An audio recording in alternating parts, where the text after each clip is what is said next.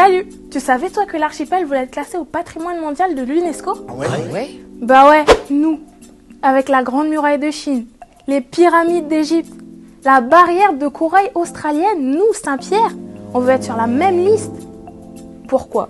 Pour l'expliquer, on va prendre un vrai journaliste. Allez, viens là, toi. Bonjour, l'UNESCO, le patrimoine mondial de l'UNESCO, en fait, c'est une liste de sites naturels, de monuments et de savoir-faire qui ont marqué l'histoire de l'humanité.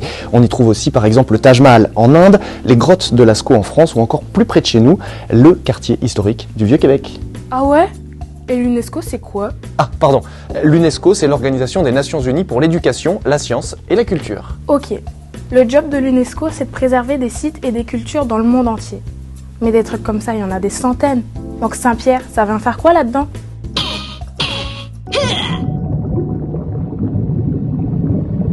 Il ne faut pas oublier quand même que la pêche sur les bancs de Terre-Neuve et à Saint-Pierre-et-Miquelon a permis de nourrir des tas de populations en métropole, y compris aux Antilles. Lui, c'est Christophe Le Huanen, architecte des monuments de France. C'est un des gars qui a eu cette idée, quoi. Je pense que ça va redonner une certaine fierté d'existence par rapport à tout ce passé qui était dur, hein, c'est sûr. Que c'était difficile, c'était des métiers qui étaient très très durs. Mais ça ne permettra pas forcément de gommer, mais je pense d'assouplir le choc de l'arrêt de la pêche. Et ils nous prennent au sérieux à l'UNESCO? Mais en fait, d'autres anciennes industries y sont déjà, comme le bassin minier par exemple, dans le nord de la France. Vous savez, les corons.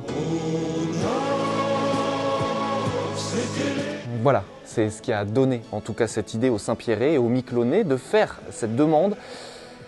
Les corons, hein, pas la chanson.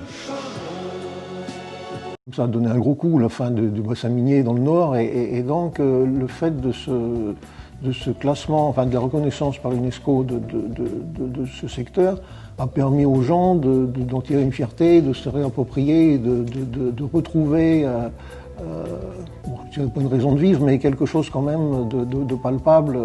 Ah ouais, donc c'est bien parti, on va y être au patrimoine de l'UNESCO?